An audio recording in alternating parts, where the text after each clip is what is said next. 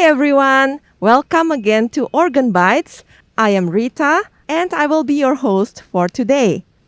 This morning we are here on Coleman Street at the foot of Fort Canning Hill. On Coleman Street we can observe familiar buildings and institutions such as behind me we have the registries of civil and Muslim marriages. We have the National Archives of Singapore. We have the Singapore Philatelic Museum, among all others. So as you can see, this is a very busy area in the city. This is part of the Civic District, a historic and heritage area of Singapore.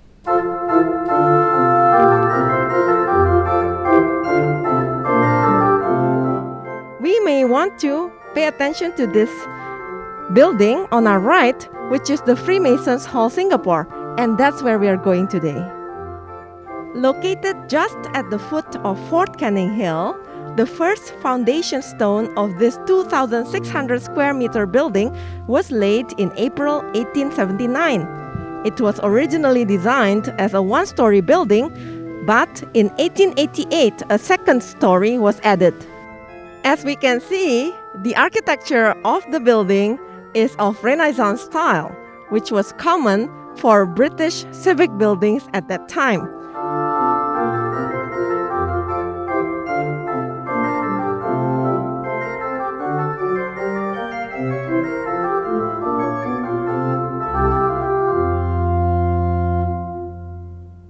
Within the walls of this historic building, the pipe organ has been instrumental in the ceremonies. So today, we are here not just to see and listen to the pipe organ, but also to learn more about the role of the pipe organ in the music.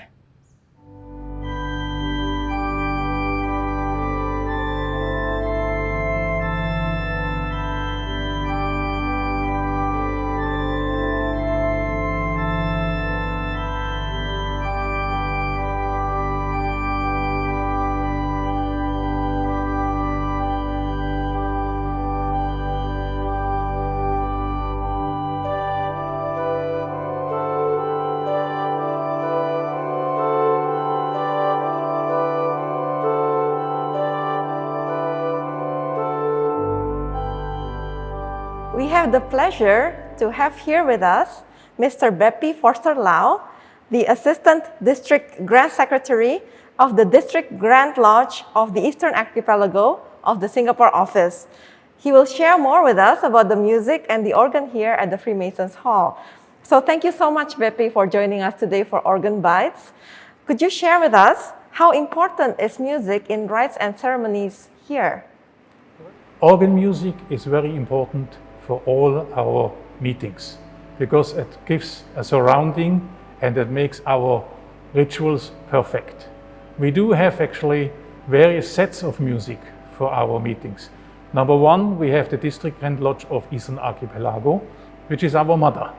And then we have daughters, which are lodges or chapters. For the mother, when we have meetings, they're always very big and we always have a lot of visitors. And therefore, when the visitors arrive, we welcome them with music. Even when they depart, we send them off with music. And we have an opening ode and we have a closing ode. And then even before we close the meeting officially, we always sing the national anthem.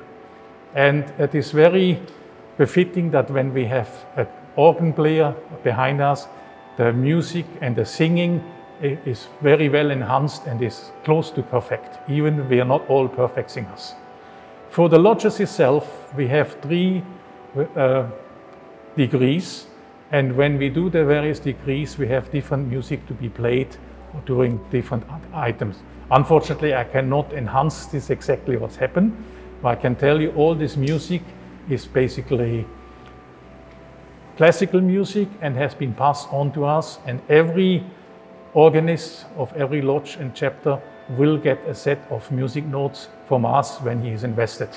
So when you go from one meeting to another meeting, you will hear similar music.